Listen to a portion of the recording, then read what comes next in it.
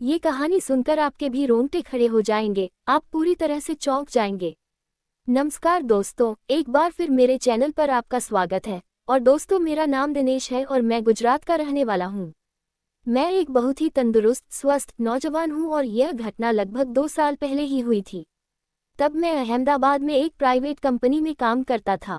सुबह काम पर जाना और शाम को घर लौटना, ये तो रोज का काम था। लेकिन कभी कभी कंपनी मुझे काम के लिए दूर भेजती थी और इसी दौरान आपके लिए ये दूसरी कहानी बन गई। तो अब मैं सीधे काम के मुद्दे पर आता हूँ। ये 2 साल पहले की बात है, जब मैं कंपनी के काम के लिए सफ़र कर रहा था। मेरी बस लगभग रात के 10 बजे की थी, इसलिए मैं लगभग 9 बजे अपने घर से निकला था।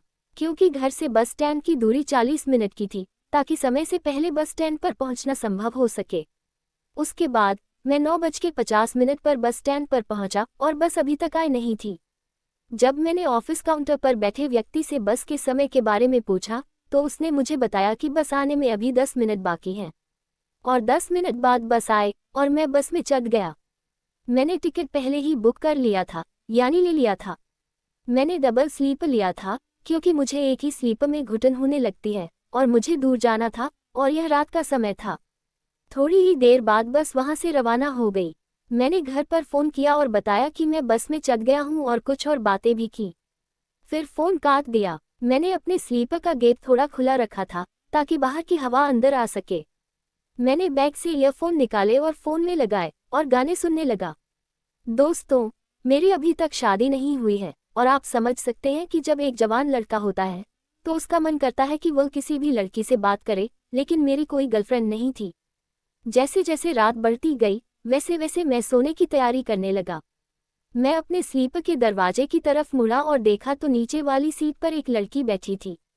उसकी उम्र लगभग 21 से 22 साल के आसपास होगी। वह दिखने में सुंदर थी। मेरा स्लीपर ऊपर था, इसलिए मैं उसे वहां से देख सकता था। उसने लहंगा और कुर्ती पहनी हुई थी। हाँ, वह सुंदर दिख रही थी। मेरी नज़र उस पर टिक गई। काफी देर तक मैं अपनी नज़र उसके जवां शरीर से हटा नहीं पाया। वह थोड़ी असहज लग रही थी, क्योंकि वह अकेली बैठी थी और शायद उसके साथ कोई नहीं था। मैं उसे देख रहा था और मैं उससे बात करना चाहता था, लेकिन मुझे डर लग रहा था। थोड़ी देर सोचने के बाद मुझे एक विचार आया और मैंने अपने ईयरफोन उसकी तरफ गिरा दिए। उसकी नज़र मेरे ईयरफोन पर पड़ी तो उसने ऊपर देखा। मैंने इशारा किया कि यह मेरे हैं, मुझे दे दो।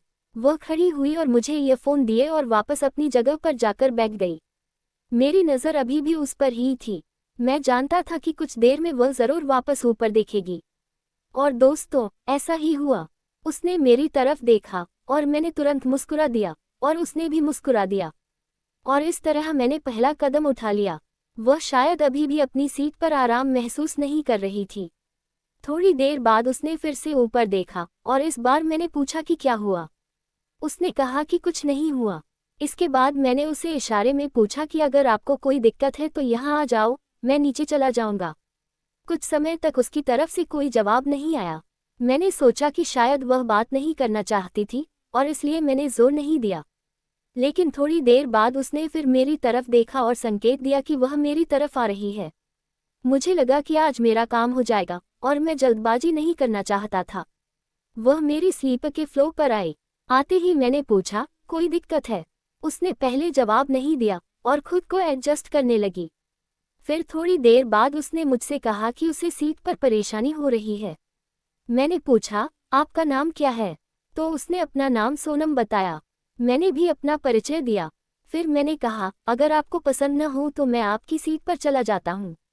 लेकिन उसने साफ मना कर दिया और कहा कि कोई बात नहीं, ये डबल स्लीपर है, इसलिए कोई दिक्कत नहीं होगी। और मैं समझ गया, दिनेश बेटा, आज तो तुम्हारी मज़े हैं। मैंने उसके साथ बात करना शुरू कर दिया। मैंने पूछा, आप कहाँ से हैं? तो उसने कहा कि बड़ौदा से।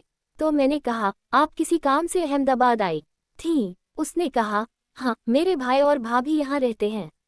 भाभी बीमार थी, इसलिए उनकी देखभाल करने के लिए कोई नहीं था। भाई काम में व्यस्त थे, इसलिए मैं 8-10 दिनों के लिए आई थी और अब घर जा रही हूँ। भाई को आज भी काम था, इसलिए वह मुझे बस में बिठाकर चले गए और मैं अकेली ही बड़ौदा जा रही हूँ। मैंने कहा, ठीक है। अब वह सोने लगी, मैं भी सोने लगा, लेकिन मुझे नींद नहीं आ रही थी, पर मैंने जल्दी की और सोने का नाटक करने लगा। आधे घंटे बाद मुझे लगा कि वह सो गई है। मैं धीरे से उसकी तरफ मुड़ा और जानबूझकर उसके सिर पर हाथ रखा, जैसे मैंने ये सब नींद में किया हो। उसने कुछ नहीं कहा, शायद वह सो गई थी। और फिर थोड़ी देर बाद मैंने अपना पैर उसके ऊपर रख दिया। वह अभी भी कुछ नहीं बोली। अगर वह पूछती तो मैं कह देता कि मुझे सोते समय पैर क्रॉस करने की आदत है, पर उसने कुछ नहीं कहा। अब मेरी हिम्मत बढ़ती गई। जैसा कि आप जानते हैं, जब हम बस में सफ़र करते हैं तो बस बहुत हिलती है, झटके लगते हैं। इसका फायदा उठाकर मैं उसके करीब सो गया। अब उसके होंठ मुझसे थोड़ी ही दूर थे, पर मैं डर रहा था कि थोड़ी देर ऐसे ही रहने के बाद वह फिर दूसरी तरफ मुड़कर सो न जाए। मेरा हाथ अभी भी उसकी कमर पर था। उसकी पीठ मुझे दिखाई दे रही थी। रात का समय था, इसलिए मैंने लोअर पहना हुआ था और उसे इस बात का पता चला, पर उसने कुछ नहीं कहा। मैं भी अब खुद को काबू में नहीं रख पा रहा था। मैंने थोड़ा दबाव डाला और सोनम को अपनी तरफ खींचा। मैं एक बार बहुत डर गया, लेकिन दूसरे ही पल उसकी आवाज़ आई, कृपा करके ऐसा मत करो। पर उसकी आवाज़ में एक मोहकता थी और वह ऐसी जाग रही थी जैसे वह सोई ही न हो। मैं समझ गया कि उसका भी मन है और वह मेरी तरफ मुड़ी। और वह कैसी दिख रही थी। स्वर्ग की अप्सरा भी उसके सामने कुछ नहीं थी। उसकी आंखें बंद थीं, वह आनंद ले रही थी। डीजे का कार्यक्रम अब शुरू हो चुका था। अब मैंने राहत की सांस ली और उसके बाद मैंने पूछा, कैसा लगा?